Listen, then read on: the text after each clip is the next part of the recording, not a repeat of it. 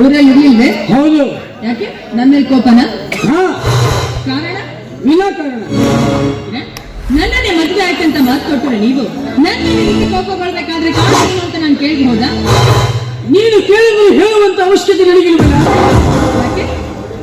ದಾರಿ ಬಿಟ್ಟವರ ಜೊತೆಯಲ್ಲಿ ದಾರಿ ಹೋಗಲು ಹತ್ತಿದ್ರೆ ಮುಂದಿನ ಊರನ್ನ ಮುಟ್ಟಬಹುದು.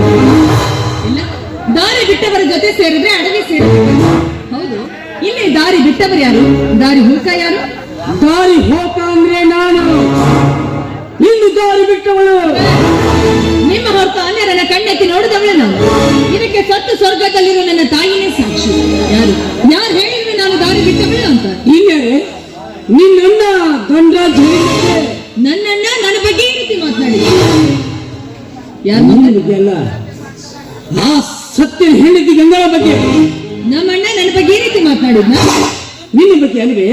ಆ ಸತ್ಯ ಹೇಳಿದ್ದು ಗಂಗಳ ಬಗ್ಗೆ.